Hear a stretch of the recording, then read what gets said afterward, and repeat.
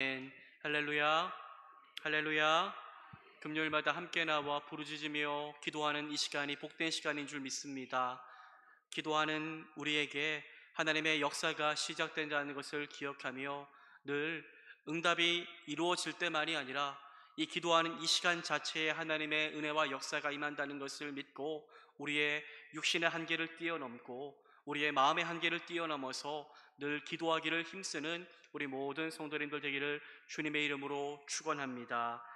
우리 이제 금요 기도회마다 이 마태복음 말씀을 통해서 예수님께서 공생의 사역 가운데 어떠한 놀라운 하나님의 뜻을 이루어 가셨는지를 함께 살펴보며 예수의 발자취를 붙잡아 우리도 작은 예수가 되기를 소망하며 믿음의 삶을 다짐하며 기도하는 시간 되기를 소망합니다. 우리가 살아가는 인생 가운데 우리가 믿음길을 걸어갈지라도 우리의 앞을 막는 것이 있습니다. 무엇이 우리의 앞을 막을까요? 마귀의 시험입니다. 시험. 우리는 믿음을 가지고 하나님의 뜻을 따라 말씀을 쫓아 살아가고자 하지만 인생이라는 광야, 이 광야 속에서 마귀가 우리를 유혹할 때가 있고 그로 인하여 우리는 고민하고 때론 넘어지고 때론 참 가지 말아야 될 길을 갈 때도 있습니다. 마귀가 우리를 시험할 때에 우리는 무엇을 의지하며 누구를 바라보아야 할까요? 사랑하는 여러분들, 우리 인생 가운데 유혹이 있고 어려움이 있고 시험이 있으나 끝까지 성령님을 의지하며 나아가기를 소망합니다. 성령님 의지함으로, 말씀을 의지함으로 세상의 거친 유혹 속에서도 하나님의 말씀의 길을 택할 수 있는 믿음으로 결정하는 우리 모두가 되기를 소망합니다. 오늘 말씀을 보면 예수님께서 광야로 이끌림 받아 그렇게 마귀에게 시험을 당하실 때에도 어떤 단어가 나옵니까? 성령이란 단어가 나옵니다. 성령께 이끌리셨다라는 그 말씀을 기억하며 우리 성령님은 어떠한 유혹과 환난 속에서도 나와 여전히 함께 하심을 믿고 끝까지 성령님 의지함으로 승리할 수 있는 우리 모두가 되기를 소망합니다.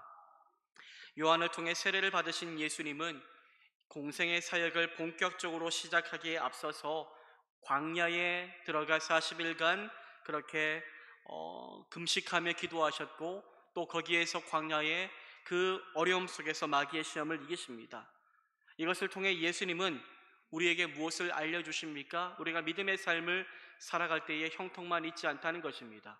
믿음의 길을 걸어갈 때에 광야와 같은 어려움도 있다는 것을 예수님이 친히 보여주신 것입니다.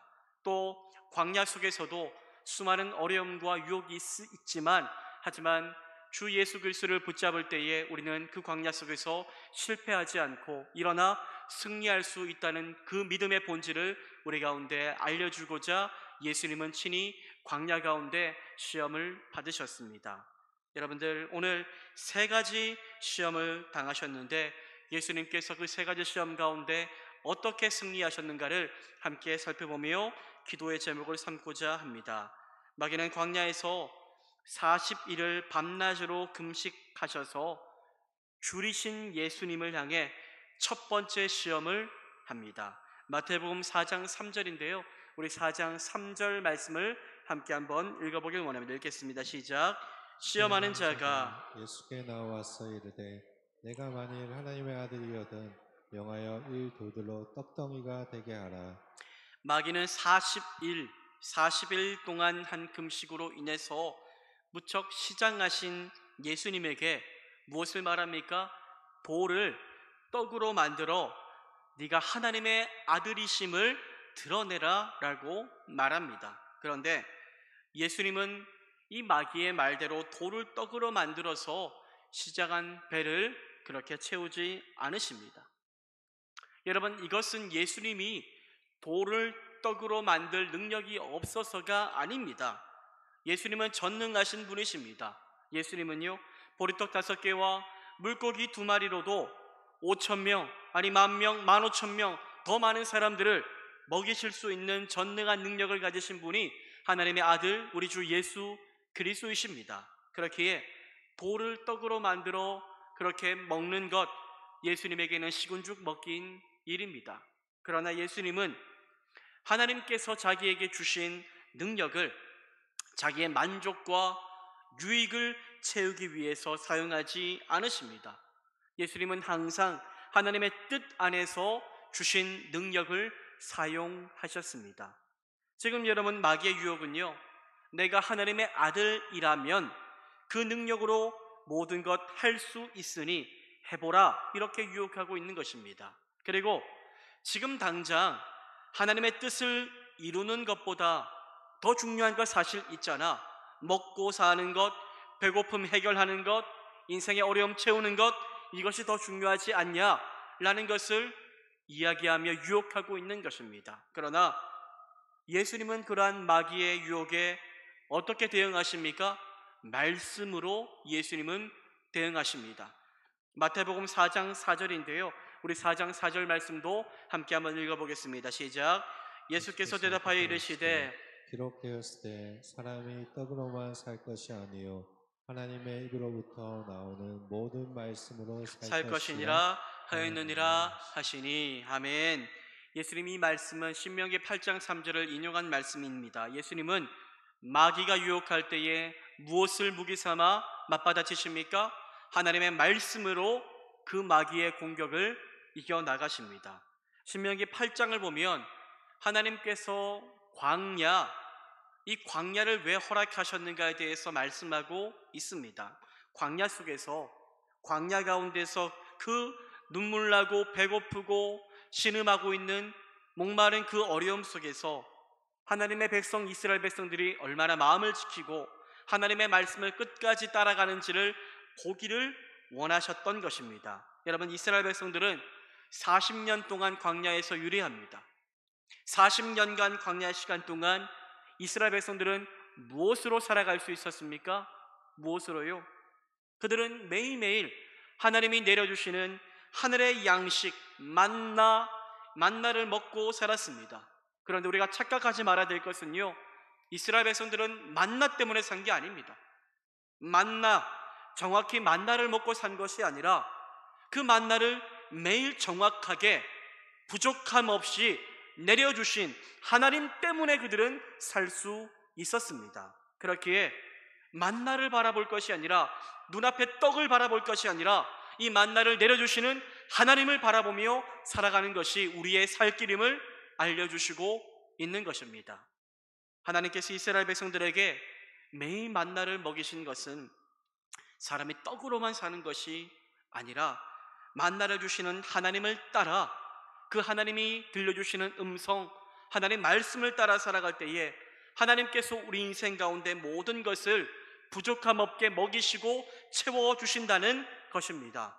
즉, 당장 눈앞에 보이는 먹을 것, 떡을 위한 삶을 살지 말고 그러한 먹을 것을 우리에게 부족함 없이 공급하시는 하나님을 바라보는 삶, 하나님의 말씀을 따르기 위한 삶을 우리가 배고픈 현실, 고난 많은 현실 속에서도 끝까지 고수하며 지키며 나아갈 때에 하나님은 그러한 우리의 믿음의 삶을 보시고 매일 우리의 삶에 부족함 없이 신실한 은혜로 채워주실 것을 약속하고 계신 것입니다. 오늘 예수님은 사람이 떡으로만 사는 것이 아니라고 말씀하십니다. 여러분, 그런데 우리는 사실 우리의 삶을 볼 때에 눈앞에 떡을 위해 살아갈 때가 많고 이러한 시험 앞에 넘어질 때가 참 많습니다.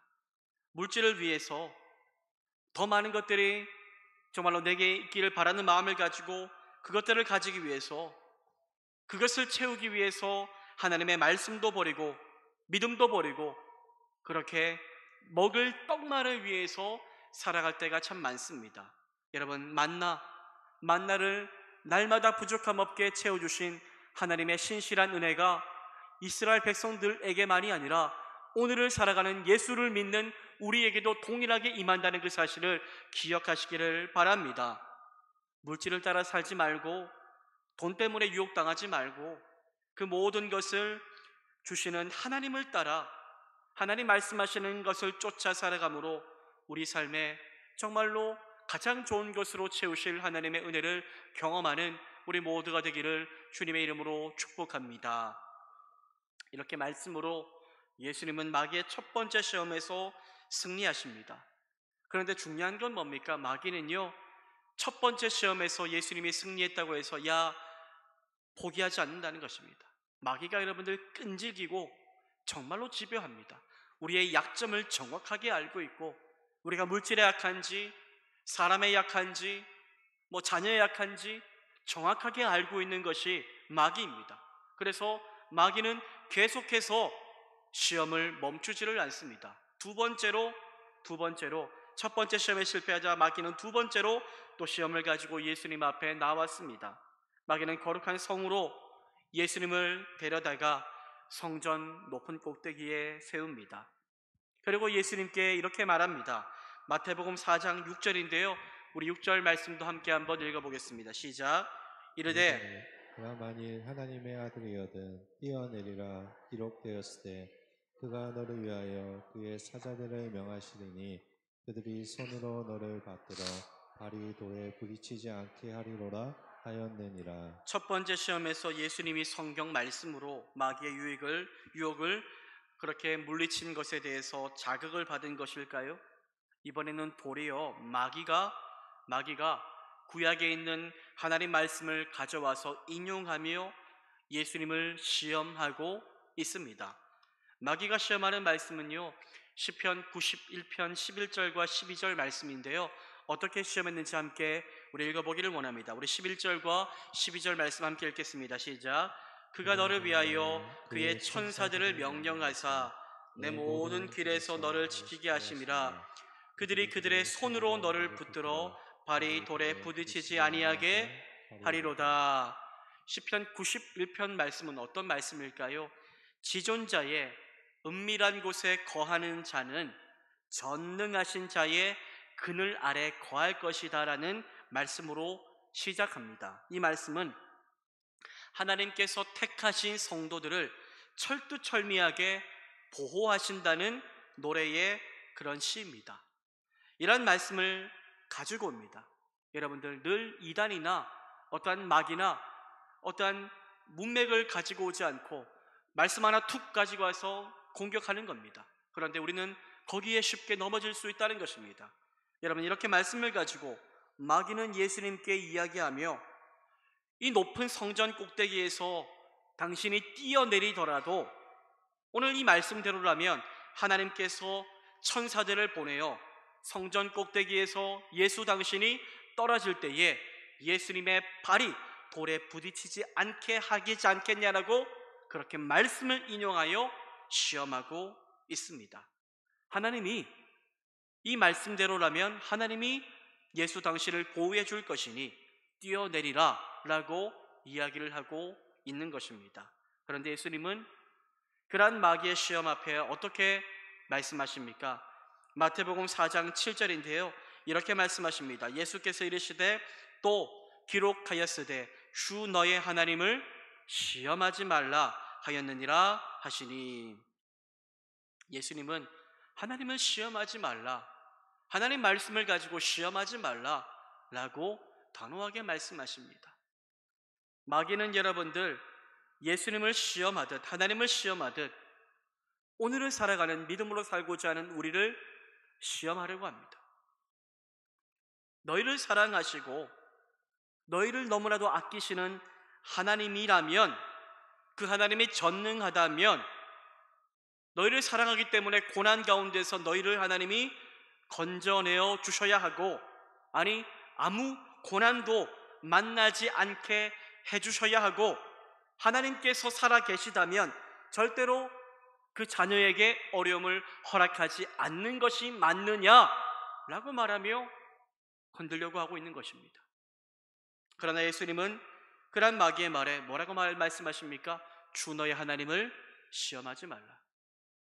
시험하지 말라. 여러분, 하나님이 천사들을 보내어서, 만약 예수님 뛰어내리신다면 하나님께서 천사들을 보내어서 예수님이 그 발이 땅에 닿지 않게 해주신다고 해주셔야 여러분들 되는 것입니까? 그렇지 않다면 예수님이 하나님의 아들이 안 되는 것입니까? 아니지 않습니까? 또 우리가 살아가며 고난을 만났을 때에 하나님의 도우심이 기적적으로 나타나지 않는다면 우리가 하나님의 자녀가 아닌 것일까요? 아니지 않습니까? 믿는 사람들 가운데서도 믿기 때문에 더 큰 어려움을 당할 수도 있고요. 믿음으로 사명 가지고 주의 나라 위하여 그렇게 헌신했다가 저 선교지에서 순교당하는 사람도 있고요. 여러분, 그렇다면 그 사람들은 하나님이 보호해 주지 않으셨으니 하나님의 자녀가 아닌 것일까요? 아닙니다. 우리가 고난 가운데 있어도 기적적인 하나님의 도우심이 내 삶에 없을지라도 우리는 변함없이 하나님의 자녀라는 사실을 기억하시기를 바랍니다. 하나님의 자녀됨의 정체성은 내 상황에 따라 변하는 것이 아닙니다. 위험에 처한 나를 하나님이 보호하시냐 그렇지 않느냐, 여기에 따라 결정되는 것이 아닙니다. 거기에 따라 결정되는 믿음의 삶을 혹시 내가 살고 있다면, 고난 만나서 실족하고 하나님 떠나고 교회 떠나고 하는 믿음이라면 죄송하지만 그 믿음은 아직 연약한 믿음입니다. 제가 주일마다 말씀을 나누고 있는데, 진짜 하나님 만난 사람은요, 하나님을 만나고 붙잡은 사람은요, 고난 가운데 흔들릴지라도 떠나지 않습니다. 주님을 다 이해되지 않지만 하나님을 내가 만났고 신뢰하기 때문에 이 고난 가운데서도 하나님의 뜻을 신뢰하며 끝까지 그 자리에 머물며 주의 은혜를 구하며 하나님께서 일으켜 주실 그때를 기다리며 살아가는 것입니다. 예수님은요, 하나님의 아들이셨지만 하나님은 예수님께 고난 허락하셨습니다. 때로는 눈물 흘리게 하셨고, 때론 배신당하게 하셨고, 매맞게 하셨고, 조롱당하게 하셨고, 십자가에 못 박혀 죽게 하셨습니다. 오늘 이 마귀의 말대로라면 하나님은 반드시 자녀인 예수님을 그 어려움 속에서 보호해 주셔야 맞습니다. 그런데 하나님은 뜻이 있으시기에 그렇게 하지 않으셨습니다. 여러분, 우리가 시험에 잘 빠지는 것이 고난이 극심할 때에 하나님이 나를 버리셨다고 생각하는 겁니다. 그러나 여러분, 하나님은요, 택한 자를 절대로 버리시지 않으신다는 것을 기억하시기를 바랍니다. 설령 우리가 고난 가운데 죽을지라도, 죽임을 당할지라도 하나님이 나를 버리셨다는 것이 아닙니다. 그 죽음 이후에 영광의 면류관이 저 하늘나라에 준비되어 있을 것을 우리는 믿기 때문입니다. 우리가 어려움 당하거나 고난 속에서 눈물 흘리고, 때론 사업이 망하고 사람들로부터 배신당하고 질병에 걸리고 그럴 수 있습니다. 그러나 그것이 하나님이 나를 버리셨다는 증거가 될 수 없음을 반드시 기억하시기를 바랍니다. 고난은 하나님이 나를 버리셨다는 증거가 아니라, 고난은 도리어 하나님을 더욱더 믿음으로 바라보게 하는, 하나님이 뜻을 바라보게 하는 믿음의 축복의 통로라는 그 사실을 기억하시기를 바랍니다. 사실 우리의 삶을 보면 고난이 없으면 기도하지 않습니다. 고난 없이 기도하면 좋겠지만 우리의 성정이 그렇습니다. 고난이 찾아와야 매달리게 되고 눈물이 나야 하나님 의지하게 되는 것이 우리의 믿음의 민낯이라고 우리는 인정할 수밖에 없습니다. 그러나 그것도 축복입니다. 고난 가운데 내가 눈을 뜨고 내가 이제는 귀로만 들은 것이 아니라 눈으로 주를 바라보게 되었습니다 고백하게 되는 그 욥의 고백이 우리의 고백되기를 주님의 이름으로 축원합니다.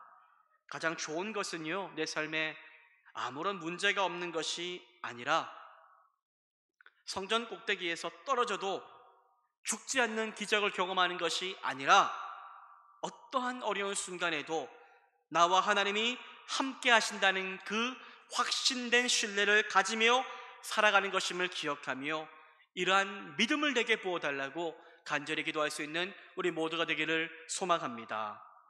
두 번째 시험도 통하지 않자 마귀는 세 번째 마지막 시험합니다. 예수님 지극히 높은 산으로 데리고 가서 온 천하 만국과 그 영광을 보여줍니다. 그리고 이렇게 유혹하지요.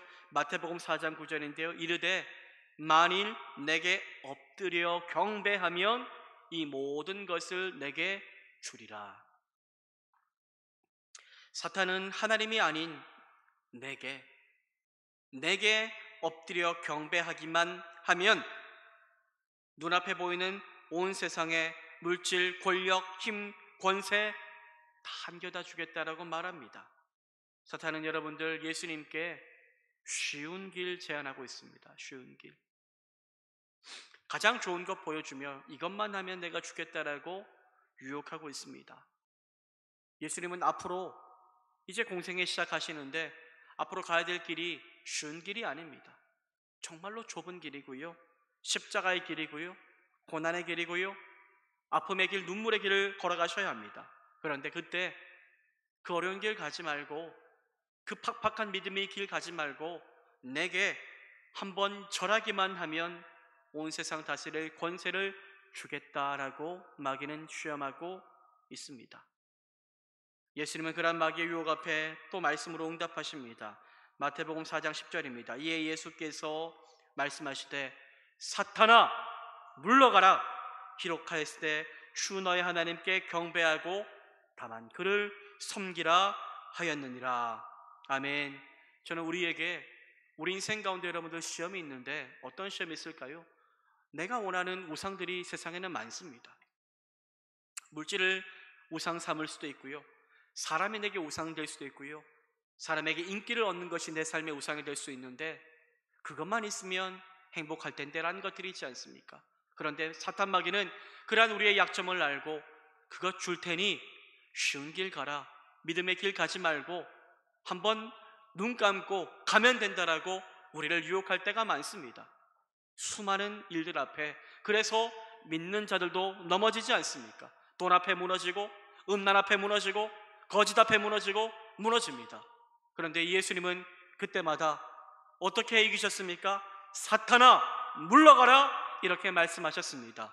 우리에게 이러한 믿음의 그 고백이 이루어지기를 소망합니다. 하나님 앞에서 사람이 나를 보지 않을지라도 하나님이 나를 보고 있다는 사실을 기억하며 하나님 앞에서 사탄아 물러가라, 내 마음을 신뢰하지 않고 나의 생각 의지하지 않고 하나님만 바라보며 사탄아 물러가라 고백하며 그 모든 유혹들을 이겨나갈 수 있는 사랑하는 모든 성도님들 되시기를 주님의 이름으로 축복합니다.